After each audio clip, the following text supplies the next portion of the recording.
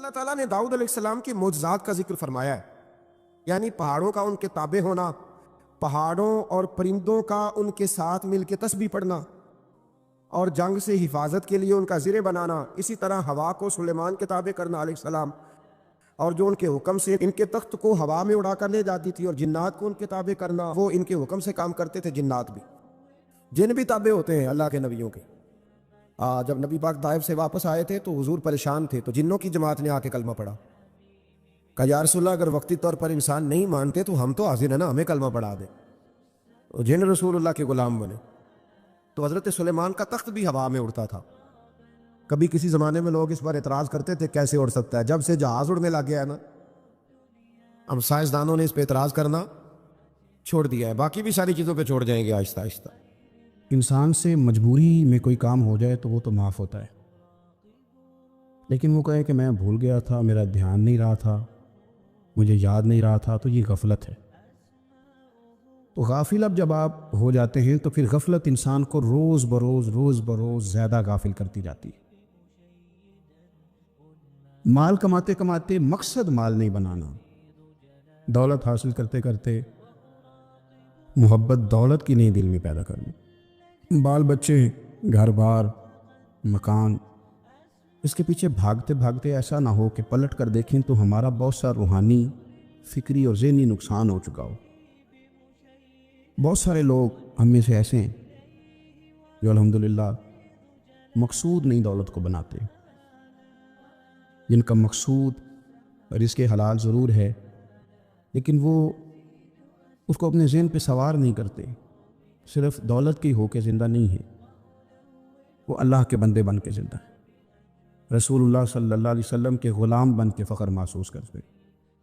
دولت کی طرف جتنی زیادہ ہماری توجہ ہو گئی ہے اور مال کی جانب جتنا زیادہ ہمارا ذہن ہو گیا، سارے رشتے مال میں تلنے لگ گئے، ہر چیز کو اسی عینک سے دیکھا جانے لگا ہے۔ اللہ تعالیٰ نے قرآن مجید میں ارشاد فرمایا کہ یا ایھا الذین آمنوا لا تلھکم اموالکم ولا اولادکم عن ذکر اللہ، اے ایمان والو تمہارا مال اور تمہاری اولاد تمہیں اللہ کے ذکر سے کہیں غافل نہ کر دے۔ اولاد بھی تمہاری ہے، مال بھی تمہارا ہی ہے، رہے گا بھی تمہارے پاس، لیکن اس کی موجودگی میں غافل نہ ہو جانا، غافلوں جیسی زندگی نہ بتانا۔ جو لوگ سڑک کو منزل بنا لیتے ہیں وہ رستے میں رہ جاتے ہیں۔ سڑک جو ہوتی ہے وہ راستہ ہوتی ہے، منزل نہیں ہوتی۔ یہ جو رزق ہے، دولت ہے، مال ہے، اولاد ہے، یہ تو سارا رستہ ہے اللہ کی طرف جانے کا، کہ تھوڑا سا رزق حلال کمائیں، کمر سیدھی ہو جائے، اور پھر ہم اپنے رب کریم کی عبادت کریں۔ ہم رزق حلال کمائیں تاکہ ہم ہاتھ پھیلانے سے بچیں، اور ہم اللہ کے بندوں کی ضروریات کا خیال کریں، دین کے کاموں میں اپنے آپ کو مشغول کریں، کچھ نہ کچھ اپنا حصہ پیش کریں۔ یہ مقصود تھا، یہ منزل نہیں، یہ تو صرف ایک رستہ تھا۔ ہم نے اب کیا کیا ہے کہ یہی چیز ہماری منزل بن کے رہ گئی ہے۔ رات پیسے گننا، سویرے اٹھ کے پھر گننا شروع کر دینا، پیسوں میں رشتوں کو تولنا، پیسے کے ساتھ ہی اپنے آپ کو ہر وقت لگائے رکھنا، الجھ کے رہ گئے ہیں لوگ، الجھ کے، اور پھر کوئی بندہ جیت نہیں رہا۔ ہمارے دادا بھی یہی کہتے تھے کہ کچھ پیسے کمانے ہیں تاکہ بچے پال لوں، یہ کہتے کہتے چلے گئے، ہمارے ابا بھی یہی کہتے تھے، پھر اس کے بعد ہم نے بھی یہی بولنی شروع کر دی ہے، تو جیتا تو کوئی بھی نہیں، جیتا تو کوئی بھی نہیں۔ مال کو ضرور حاصل کرے۔ حضرت بہاءالحق نقشبند بخاری رحمۃ اللہ علیہ فرماتے ہیں، میں نے نا مینا کے میدان میں ایک نوجوان دیکھا جو لاکھوں کا کاروبار کر رہا تھا، لاکھوں کا، دیناروں کا کاروبار کرتا تھا، سونے چاندی ہیرے جواہرات کا کام کرتا تھا، لیکن فرماتے میں نے اس کے دل پہ نظر ڈالی، لاکھوں کا کام کرتا تھا پر اس کا دل ایک منٹ کے لیے بھی اپنے رب کی یاد سے غافل نہیں تھا۔ ہر وقت اس کا دل اپنے مالک کی یاد میں مصروف تھا، ہر وقت۔ ارشاد فرماتے ہیں کہ میرا شروع میں اس کے بارے میں گمان یہ تھا کہ دیکھو یہ شخص کیا کر رہا ہے، پیسہ کما رہا ہے، دولت کے چکر میں پڑا ہوا ہے۔ فرماتے ہیں کہ پھر میں نے ایک اور منظر دیکھا، ایک اور رنگ میں نے دیکھا کہ وہ کما رہا تھا، اور پھر اختتام حج پہ میں نے دیکھا کہ جو کمایا تھا سارا اللہ کے بندوں پہ خرچ کر رہا تھا۔ آپ اور میں، ہم نے دیکھنا صرف یہ ہے کہ کہیں ایسا تو نہیں ہے کہ دولت میں الجھ گئے۔ بہت سارے لوگوں نے یہ کہا تھا، ہم سنتے تھے جب کوئی آدمی جانے لگتا تھا نا پردیش، پیسہ کمانے کے لیے، تو وہ کہا کرتا تھا کہ میں ملک سے باہر جا رہا ہوں، 2 4 5 سال لگا کے آؤں گا، واپس آ کے پھر یہاں میں نے کوئی کام کرنا ہے، تھوڑے سے پیسے کماؤں تاکہ یہاں نہ پھر میرا سلسلہ کوئی بن جائے۔ وہ 3 سال لگانے گئے تھے، پر 30 گزر گئے ہیں، لوٹ کے واپس کوئی نہیں آئے۔ وہ 4 سال کا کہہ کے گئے تھے، پر سال 40 ہو گئے، لوٹے نہیں۔ کیوں نہیں لوٹے؟ اس لیے کہ پہلے مفاد چھوٹا تھا، خیال یہ تھا کہ تھوڑے سے پیسے آ جائیں گے، بچوں کا خرچہ چلنے لگ جائے، فیسیں پوری ہونے لگ جائیں، اور مجھے کسی سے مانگنا نہ پڑے، تو بس پھر میں کامیاب ہوں۔ یہ طے کیا تھا۔ اس کے فوراً بعد پھر جب باہر گئے تو خیال آیا کہ نہیں، صرف پنکھے کا نہیں، اے سی کا بل بھی دینا پڑے گا۔ پھر تھوڑا اور آگے بڑھے تو خیال آیا کہ چھوٹی گاڑی پہ گزارا نہیں ہوتا، بڑی گاڑی نہ لے لیں۔ پھر خیال آیا کہ بڑی گاڑی لی ہے تو یہ تو اندر کھڑی نہیں ہوتی، سامنے والا پلاٹ مل جائے تو ذرا گراج اچھا بن جائے گا۔ پھر الجھ گئے دوستو۔ پھر نہ مالک حقیقی کی جانب وہ نظر جو ہماری ہونی چاہیے تھی نہ رہی۔ ذوق سے نماز پڑھتے تھے، پھر ہماری نمازیں مختصر ہو گئیں۔ ہم سویرے اٹھ کے ذوق سے قرآن پاک پڑھتے تھے، پھر وہ وقت بھی ہمارا دفتر کی تیاری میں لگ گیا۔ رات درود شریف پڑھتے تھے، لیکن وہ بھی سارا ہمارا حساب کتاب میں وقت گزر گیا۔ ہم نے یہ سمجھا ہی نہیں کہ دولت کارخانہ نہیں دیتا، دولت شیر صاحب نہیں دیتے، دولت آپ کو آپ کی فیکٹری نہیں دیتی، دینے والے تو رب کریم کی ذات ہے۔ تو جہاں سے آنا تھا وہاں توجہ دینی چاہیے تھی، کہ جہاں صرف ایک سبب تھا، ذریعہ تھا۔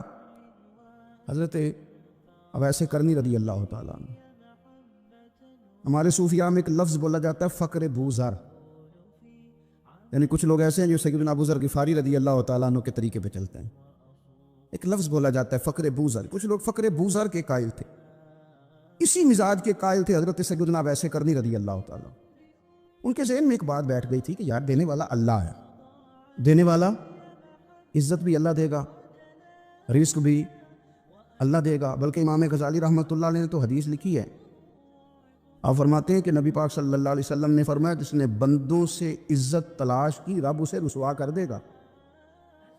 جو سیاست کر کے عزت حاصل کرنا چاہتا ہے، جو اس طرح کا ماحول بناتا ہے کہ میں کوئی ایسے کام کروں کہ لوگ میری واہ واہ کریں، لوگوں سے عزت کا حصول کرنے والے کو رسوا کر دیا جاتا ہے۔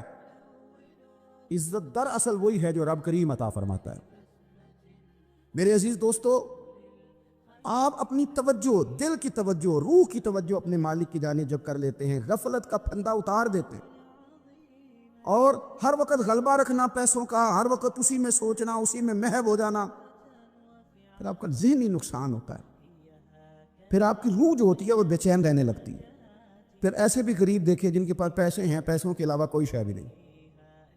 پھر ایسے بھی تنگ دست دیکھے کہ جن کے پاس جائیدادیں بڑی ہیں، پر ان کے پاس رات کو سکون سے سونے کے لیے وقت کوئی نہیں۔ عزیز بھائی، حضرت اویس کرنی رضی اللہ تعالیٰ عنہ کی ملاقات ہو گئی حضرت حرم بن حیان کے ساتھ، یہ بھی تابعی ہے۔ تو حضرت حرم بن حیان رحمۃ اللہ علیہ کہتے ہیں، یہ نا ہم تو خیر بڑی ساری باتیں سنتے ہیں تو نصیحت نہیں نہ حاصل کرتے، ویسے بھی یہ دور تقریریں کرنے، تقریریں سننے کا ہے۔ جو عمل کرنے والے لوگ تھے ان کا کیا طریقہ تھا کہ وہ 1-2 جملے کافی تھا، علم و بس کری ہو یار، وہ ایک کوئی حرف تیری درکار، جملہ ایک بھی تیرے لیے کافی ہے، لیکن شرط یہ ہے کہ تو عمل کا ارادہ رکھتا ہو، تیرا خیال ہو کہ عمل کرنا ہے۔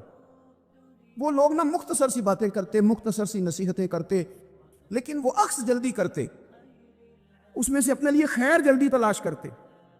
حضرت حرم بن حیان کی ملاقات ہوئی حضرت اویس کرنی رضی اللہ تعالیٰ عنہ کے ساتھ، تو حضرت حرم بن حیان کہتے ہیں میں نے عرض کی حضور میں کسی ملک میں جا کے رہنا چاہتا ہوں، کہیں سکونت اختیار کرنا چاہتا ہوں، یہاں سے ہجرت کرنا چاہتا ہوں، تو مجھے کوئی آپ مشورہ دے میں کہاں جاؤں؟ تو فرماتے ہیں کہ میں نے جب یہ سوال کیا تو حضرت اویس کرنی نے مجھے اشارہ دیا، فرمانے لگے ملک شام چلا جا۔ کہتے میں نے اگلا سوال کیا حضور وہاں جا کے کاروبار کیا کروں گا، رہوں گا کیسے، کھاؤں گا کہاں سے؟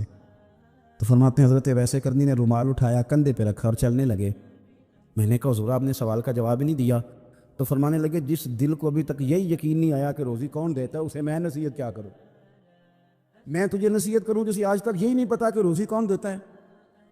تو ابھی تک اپنے دل کو پکا ہی نہیں کر پایا کہ روزی رب دیتا ہے؟ او خدا کے بندے کیا نصیحت کروں تجھے؟ تو ابھی تک یہاں اڑا ہوا ہے۔ تیرا جو توکل ہے وہ مضبوط ہونا چاہیے، تیرا بھروسہ اپنے رب کی ذات۔ تو غافل ہو گیا اللہ سے، تو نے اسباب پر بھروسہ سارا کرنا شروع کر دیا۔ اسباب اختیار کیے جاتے ہیں، بھروسہ رب کریم پہ کیا جاتا ہے۔ ہماری جو غفلت ہے نا وہ بھلا کیوں ہوئی ہے؟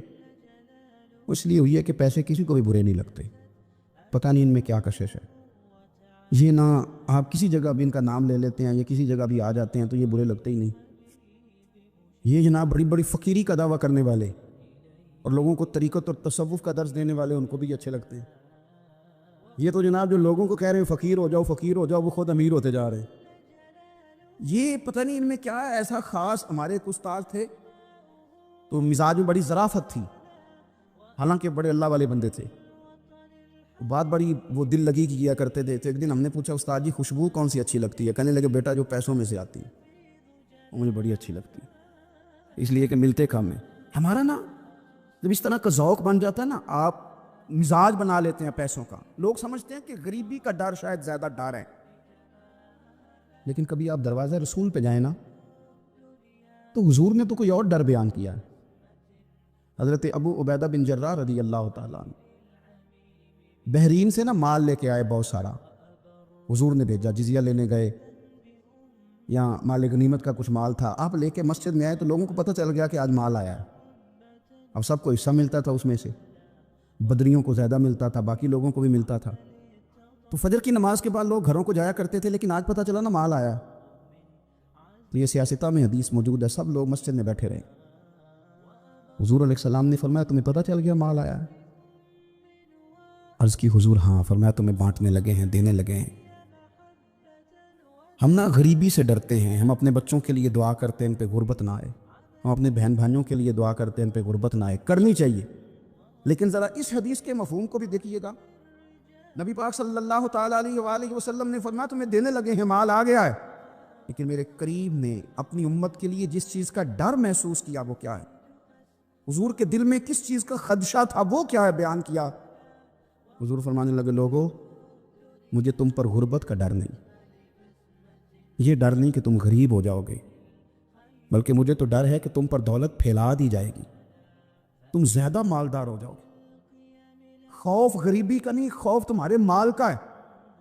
اور حضور فرماتے ہیں کہ پھر تم انہی باتوں میں مبتلا ہو جاؤ گے جن میں پرانی امتیں مبتلا ہوئی تھی، اور جب وہ اللہ کی نافرمانی میں مبتلا ہوئی تھی تو پھر وہ ہلاک کر دی گئی تھی۔ مجھے ڈر ہے، مجھے ڈر ہے۔ ہاں جہاں دولت آتی ہے وہاں سستی بھی آتی ہے، جہاں دولت آتی ہے وہاں معاذ اللہ عیاشی بھی آتی ہے، جہاں دولت زیادہ آ جاتی ہے وہاں پھر لوگ ہر چیز کو دولت میں تولنے لگتے ہیں۔ جہاں دولت زیادہ آتی ہے میرے بھائی، پھر لوگ سمجھتے ہیں کہ ہر چیز میں خرید لوں گا، پھر لوگوں کے ذہنوں کے اندر اس طرح کا فطور آتا ہے۔ حضور نے فرمایا مجھے ڈر ہے تمہارے دولت مند ہونے کا، ڈر ہے دولت مند ہونے کا۔ یارو اپنے پیسوں سے ڈرا کرو، اپنی جائیدادوں سے ڈرا کرو، اپنے مال سے ڈرا کرو۔ وہ ہم نے جو بڑے بڑے محلات تعمیر کرنے شروع کیے ان سے ڈرا کرو، اس لیے کہ حضور نے فرمایا مجھے ڈر ہے۔ حضرت ابو بکر صدیق رضی اللہ تعالیٰ عنہ تشریف فرما تھے۔ ہمارے نا بچے بہت زیادہ آسانی مانگتے ہیں۔ اقبال نے کہا لہو مجھ کو رلاتی ہے جوانوں کی تن آسانی۔ جب میں جوانوں کا مزاج دیکھتا ہوں نا کہ اتنے آرام پسند ہو گئے ہیں تو پھر میری آنکھوں سے لہو بہتا ہے۔ لہو مجھ کو رلاتی ہے جوانوں کی تن آسانی، ان کا وجود اتنا آسانی کا ماحول لینا چاہتا ہے، ذرا سی بھی کوئی تکلیف آپ دیکھ لیں، لائٹ بند ہو جائے تو مصیبت کھڑی ہو جاتی، کسی جگہ چند منٹ کے لیے آدھے گھنٹے کے لیے ٹریفک بند ہو جائے تو مثلاً کیا ہو جائے گا، لیکن یہ کہ طبیعتوں میں تلخی، اور جب وہ گاڑیاں آہستہ آہستہ چلتی ہیں تو ایک دوسرے سے آگے بڑھنے کی وہ شدت، وہ ہمارے مزاج میں ایک دوسرے کے بارے میں دل میں بڑے بڑے جملے، کیوں؟ اس لیے کہ ہماری طبیعت آسانی پسند ہے، ذرا سی بھی کوئی رکاوٹ ہم نہیں برداشت کرتے، تھوڑی دیر کے لیے ٹھہرنا پڑ جائے ہمارے لیے بڑا مشکل کام ہے۔ داتا صاحب رحمۃ اللہ علیہ نے کشف المعجوب کے اندر لکھا ہے کہ صوفیاء کا ایک گروہ ایسا گزرا ہے جو ملامتی کہلاتے ہیں، ان کو لوگ برا کہیں تو وہ خوش ہوتے ہیں، وہ سمجھتے ہیں جب لوگ تنقید کرتے ہیں تو نفس پہ بوجھ پڑتا ہے، جب کوئی دل توڑتا ہے تو اللہ کی بارگاہ میں رونا آسان ہو جاتا ہے۔ ایک گروہ گزرا ہے صوفیاء کا، وہ پسند کرتے ہیں اس چیز کو، یہ بہت زیادہ تعریف، توصیف، نعرے، شور، یہ بعض اوقات نفس کے تکبر کا سبب بنتا ہے۔ آپ ملاحظہ کر لیں، حضرت ابو بکر صدیق رضی اللہ تعالیٰ عنہ سے یہ سلسلہ چلا ہے کس قدر زیادہ تانے تھے ان کے لیے، کتنی زیادہ آزمائش تھی ان کے لیے، کتنا زیادہ پریشانی کا سامان تھا، لوگ کیا کچھ کہتے تھے. اور پھر یہ سلسلہ تمام صحابہ کے لیے اسی طرح رہا. آپ لوگ جن لوگوں کی تعریف کرتے ہیں یہ ضروری نہیں کہ باقی بھی سارے ان کی تعریف کرتے ہوں. امام علی مقام سیدنا امام حسین رضی اللہ تعالیٰ عنہ کا ہم دن مناتے ہیں. پوری امت مسلمہ امام حسین رضی اللہ تعالیٰ عنہ کی عظیم قربانی کی یادگار مناتی ہے. تو سارے کلمہ گو تو ایسا نہیں کرتے. آج بھی ڈھیروں لوگ ہیں جو تانا دیتے ہیں، اس کو سیاسی جنگ کہتے ہیں. دین کے لیے یہ جو آزمائش رہی، یہ جو تانا رہا، یہ جو تنقید رہی، یہ اس کا حسن رہا. یہ چیز اس کو نکھارتی ہے، یہ اس کے اندر تازگی پیدا کرتی ہے. جب آپ کو راہ دین میں کوئی برا کہتا ہے تو آپ کے لیے وہ چیز مزید حسن کا سامان پیدا کرتی ہے، آپ کے لیے مزید بہتری ہوتی ہے. داتا صاحب رحمۃ اللہ تعالیٰ علیہ نے خود لکھا ہے، داتا صاحب فرماتے ہیں کہ ایک طریقت کا ایک مسئلہ میرے لیے بن گیا تھا. روحانی سفر انسان کر رہا ہوتا ہے نا، جب بڑے اچھے اس کے اوراد و وظائف چل رہے ہوتے ہیں، عبادات چل رہی ہوتی ہیں، تہجد میں بوجھ نہیں ہوتا اس کے لیے اٹھنا، تلاوت قرآن پاک صحیح کر رہا ہوتا ہے، اگر مراقبے پہ بیٹھا ہے تو صحیح بیٹھا ہوتا ہے، اس کے اسباق صحیح چل رہے ہوتے ہیں. کئی دفعہ رکاوٹ آ جاتی ہے، اس کی کوئی نہ کوئی وجہ ہوتی ہے، یہاں تو کہیں غلطی ہو جاتی ہے، یا انسان کوئی ایسی بھول کر بیٹھتا ہے جس کے نتیجے میں بریک لگ جاتی ہے. داتا گنج بخش علی حجویری رحمۃ اللہ تعالیٰ علیہ ارشاد فرماتے ہیں کہ میرا طریقت کا کوئی مسئلہ بن گیا، روحانی سفر جو میں طے کر رہا تھا. آج کل تو خیر سارے لوگ طے کر کے بیٹھے ہوئے نا، ہم سارے سفر، ہم تو مسافر ہے ہی نہیں، ہم نے تو مکمل کر لیا سفر. ہم تو گفتگو کرتے ہیں تو ایسے لگتا ہے کہ جیسے طریقت کے اماموں میں ہمارا نام لکھا جائے گا. بالکل ہم کوئی ماحول ہی نہیں ایسا کہ کوئی سیکھے، کوئی پوچھے، کوئی سوال کرے، کوئی آگے بڑھنے کی کوشش کرے، مزاج نہیں رہا ہمارا. تو داتا صاحب کہتے ہیں میں ایک روحانی مسئلے میں الجھ گیا تھا، تو میں نے بڑے اوراد کیے، وظائف پڑھے، بڑا میں نے اللہ اللہ کی، بڑا کچھ کیا، جو ممکن تھا میں نے کیا. کئی مزارات پر حاضری بھی دی، صدقات و خیرات بھی کیے، لیکن وہ میرا مسئلہ حل نہیں ہوتا تھا. وہ ایسا مسئلہ تھا جو الجھ گیا، مجھ سے حل نہیں ہو رہا تھا. آپ فرماتے ہیں میں چلتے چلتے ایک مسجد میں گیا تو وہاں کچھ درویش بیٹھے تھے، درویش، اور وہ عجیب مجذوب صفت لوگ تھے، ایک گروہ ان کا پورا بیٹھا ہوا تھا. فرماتے ہیں انہوں نے میری طرف دیکھا تو میرا مذاق اڑانا شروع کر دیا. پھر انہوں نے خربوزے کھانے شروع کیے، وہ خربوزہ کھاتے تھے اور چھلکے مجھے مارتے تھے. آپ فرماتے ہیں وہ چھلکے مار کے پھر ہنستے تھے، پھبتیاں کستے تھے، میرا مذاق اڑاتے تھے. فرماتے ہیں وہ میرا مسئلہ جو کئی دنوں کا اٹکا ہوا تھا، حل نہیں ہو رہا تھا، ان کی یہ حرکت کرنے سے میرا وہ والا مسئلہ اللہ نے حل فرما دیا. میرے اندر وہ تازگی پیدا ہو گئی. جب کوئی شخص خبر لاتا ہے نا آپ کے لیے جب کوئی خبر لاتا ہے کہ فلاں نے آپ کو برا کہا، تو اس میں محاذ نہیں قائم کرنا چاہیے. ایک ہم لوگ محاذ بنا لیتے ہیں. جو موقع ہماری عین اصلاح کا ہوتا ہے، جس میں ہمارے لیے بڑے اسباق ہوتے ہیں، ہماری بہتری بہت زیادہ اس کے اندر مضمر ہوتی ہے، ہم اس کو سمجھتے ہی نہیں. یہ جو دین کے لیے تانا ہوتا ہے نا، جے کر یہ تانے نصیب ہو جائے ہمیں، اگر ہمارے مقدر میں آ جائیں یہ تانے، تو یہ بڑا فائدہ کریں گے، یہ نفع کرے گا. بہت سارے تانے ہم برداشت کرتے ہیں، لوگ بہت ساری برادریوں کو اچھا نہیں سمجھتے، ہم سہتے ہیں، کبھی کو برادری چھوڑ کے نکلا تو نہیں. بہت سارے لوگ بہت ساری چیزوں کو اچھا نہیں سمجھتے، لیکن ہم نے احتجاج تو نہیں کیا. مذہب کے معاملے میں ذرا سا ہلکا سا کو تانا دیتا ہے. میں نے کہا کہ آپ دیکھیں نا داتا صاحب نے کتنی خدمت کی، تو کیا سارے لوگ اچھا کہتے ہیں داتا صاحب کے مزار کو؟ آج بھی اتنی لمبی زبانیں نکال کے لوگ کہتے نہیں وہ شرک کا اڈا ہے معاذ اللہ. بابا فرید علیہ رحمہ زہد الانبیاء، شیخ الاسلام، تو کیا ساری دنیا ان کو صحیح کہہ رہی ہے آج بھی؟ تو یہ تو بھائی لطف ہے، آپ اس لطف کا رنگ کیوں خراب کرتے؟ اس کا ذائقہ لیں، اس طرف بھی توجہ کریں، اس پر غور کریں. میرے اعلیٰ حضرت فاضل بریلوی رحمۃ اللہ تعالی علیہ، اعلیٰ حضرت رحمۃ اللہ علیہ کے زمانے میں ہی لوگ انہیں مجدد کہتے تھے، ان کے زمانے میں ہی انہیں امام اہل سنت کہا جاتا تھا. ان کے دور میں بڑے بڑے شیخ الحدیث، بڑے بڑے لوگ ان کی بارگاہ میں آ کے بیٹھا کرتے تھے. سید دیدار علی شاہ صاحب رحمۃ اللہ علیہ عمر میں ان سے بڑے تھے، لیکن پھر بھی ان کی خدمت میں آ کے بیٹھتے تھے. صدر اللہ فاضل سید نعیم الدین مراد آبادی جیسی شخصیات ان کی بارگاہ میں رات کو بیٹھا کرتے تھے. بڑے بڑے قیمتی لوگ، حضرت محدث صورتی، یہ مرید تھے مولانا فضل الرحمان گنج مراد آبادی رحمۃ اللہ علیہ کے، اور پڑھا بھی انہی سے، خلافت بھی انہی سے، سارا سلسلہ انہی سے. لیکن ہر وقت اعلیٰ حضرت کے پاس بیٹھے رہتے تھے، اور عمر بھی اعلیٰ حضرت سے زیادہ تھی. تو کچھ لوگوں نے کہا کہ سارا سلسلہ وہاں ہے، بیٹھے یہاں رہتے ہو. فرمانے لگے یار جو ایمان کی لذت ان کے پاس ملی ہے وہ کسی اور جگہ نہیں ملی. ہر چیز اپنی جگہ پہ، لیکن اس کے ساتھ ساتھ ایک دوسرا پہلو بھی تھا. جس طرح آج لوگوں نے شور ڈالا ہے نا، اتنی تنقید شاید کسی شخص پہ ہوتی ہو اتنی فاضل بریلوی پہ معاذ اللہ کی جاتی ہے. لوگ بدعتی کہہ کے، قبر پرست کہہ کے، بڑا کچھ کہہ کے تانے نہیں دیتے، انہیں الزامات نہیں لگتے. تو یہ آج نہیں شروع ہوئے، کہ اس زمانے میں بھی یہ سلسلہ جاری تھا. حضرت مولانا ظفر الدین صاحب بہاری رحمۃ اللہ تعالی علیہ بہت بڑے عالم تھے، بخاری کی شرح فرمائی، اور اعلیٰ حضرت کے خلفاء میں سے تھے، بڑے قابل آدمی تھے، بہت بڑے عالم تھے.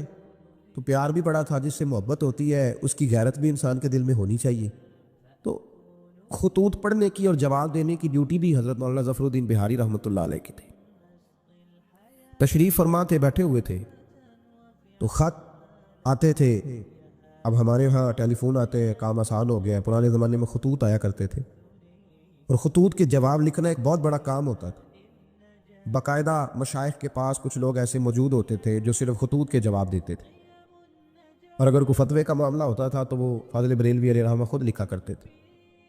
تو خط کچھ آئے، مولانا ظفر الدین بہاری رحمۃ اللہ علیہ پڑھنے لگے، سنانے لگے، جواب اعلیٰ حضرت فرمانے لگے، وہ لکھنے لگے. تو ان خطوط کے اندر 2-3 خطوط ایسے بھی آئے جس میں لوگوں نے اعلیٰ حضرت کو گالیاں لکھی ہوئی تھی معاذ اللہ، بڑے سخت جملے کہے تھے، اور ایسی باتیں کہی تھیں کہ جو وہ پڑھتے گئے تو انہیں جلال آتا گیا. بڑے مریدین اعلیٰ حضرت کے، حاجی لال خان جیسے بڑے رئیس اعظم لوگ تشریف فرما تھے. جب یہ خطوط پڑھے گئے جلال آیا سب مریدین کو، اور جوش میں مولانا ظفر الدین بہاری کہنے لگے میں ان پر مقدمہ کروں گا، میں کچہری جاؤں گا، عدالت جاؤں گا، میں مقدمہ کروں گا، انہیں سزائیں دلواؤں گا. اعلیٰ حضرت رحمۃ اللہ علیہ مسکرا کے ان کا چہرہ دیکھنے لگے، فرمانے لگے اس طرح کر، ان کو بند کر، اور یہ میرے سے چابی لے، فلاں الماری کھول، اس کے فلاں دراز میں کچھ خط پڑے ہیں وہ بھی نکال کے لا. آپ کہتے میں گیا، وہ خطوط میں نکال کر کے لایا، اور لا کر میں پڑھا. ان کو کھولا تو کسی نے اعلیٰ حضرت کو امام اہل سنت لکھا ہوا تھا، کسی نے لکھا تھا مجدد آپ، کسی نے لکھا تھا کہ ہندوستان کے حسان بن ثابت بھی آپ ہی ہیں رضی اللہ. کسی نے کوئی لقب دیا، کسی نے کوئی.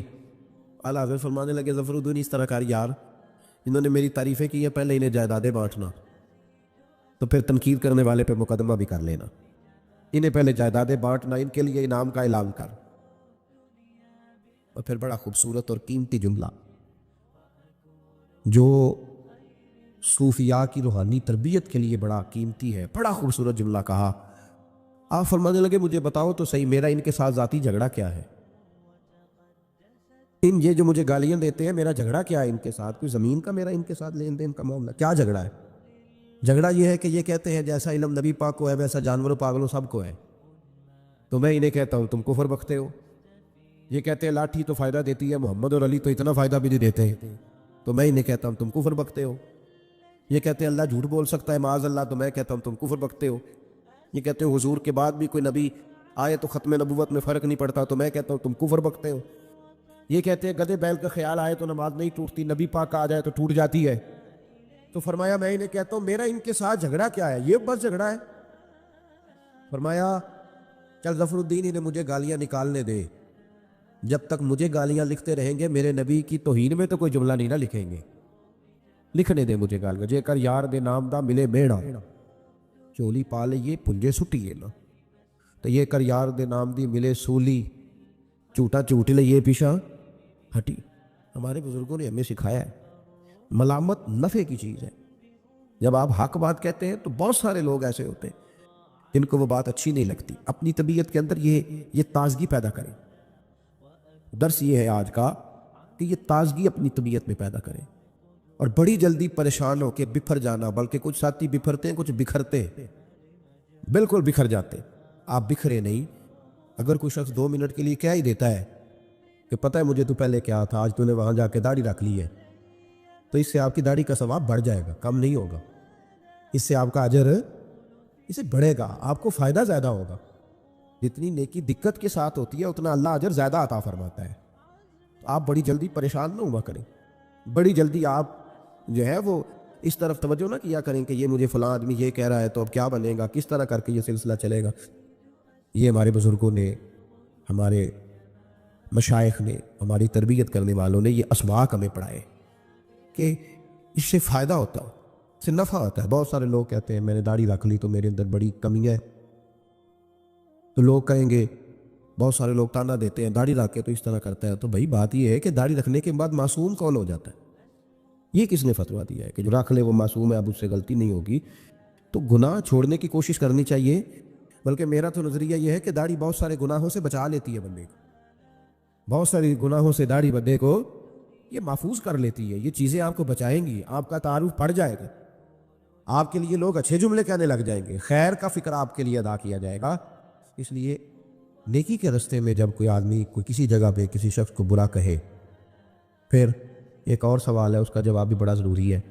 کہتے ہیں جب میں برا تھا مجھے کوئی تانگ نہیں کرتا تھا، کسی کی طاقت نہیں ہوتی تھی، اب میں اچھا ہو گیا ہوں تو سارے چڑھائی کر جاتے ہیں. او بھائی بات سنو، بڑی سادی سی بات، میں نے شاید پہلے بھی ایک دفعہ یہ جملہ کہا تھا آپ کو سمجھاتے ہوئے، پھر کہتا ہوں. میرے محبوب پاک صلی اللہ تعالیٰ علیہ وسلم کی سیرت کے جو کمالات ہیں ان میں سے ایک بہت بڑا کمال یہ ہے کہ نبی پاک کی ذات تک لوگوں کی رسائی بڑی آسان تھی، آسان رسائی تھی. کسی کو مشکل، کسی کو دقت نہیں ہوتی تھی حضور تک پہنچنے میں، آسان رسائی. اگر کوئی شخص سمجھنے لگ گیا تیرے بارے میں کہ تجھے میں کچھ کہہ لوں گا تو اب یہ کچھ کہے گا نہیں، تو اس میں حرج کیا ہے؟ کیا حرج ہے؟ اور ایک نسخہ اور دے رہا ہوں، اس پہ بھی عمل کر کے دیکھیں. ایک ہوتا ہے کسی کے ساتھ لڑائی کرنا، وہ 2 منٹ کی ہوتی ہے. آپ کو کسی نے کچھ کہا، جواب میں آپ نے 2-3 باتیں کی، تو یہ 2 منٹ کی جنگ ہے، یہ ختم ہو گئی. اس سے آپ کو سکون نہیں ملے گا، اور اگر آپ سزا دینا بھی چاہتے ہیں تو سامنے والے کو سزا نہیں ملے گی. لیکن اگر سامنے والے نے سخت جملہ کہا اور آپ نے مسکرا کے اسے دیکھا اور پھر آپ نے خاموشی اختیار فرمائی، آپ تو خوش ہو کے گھر آ جائیں گے، وہ ساری رات سو نہیں سکے گا. اس کے لیے مشکل بن جائے گی کہ میرے ساتھ اس نے کر کیا دیا ہے، کیا کر دیا اس نے میرے ساتھ، کیا اس نے کر دیا میرے ساتھ. تو ملامت فائدہ مند چیز ہے، اس کو حاصل کریں. یہ ہمارے بزرگوں کا طریقہ ہے.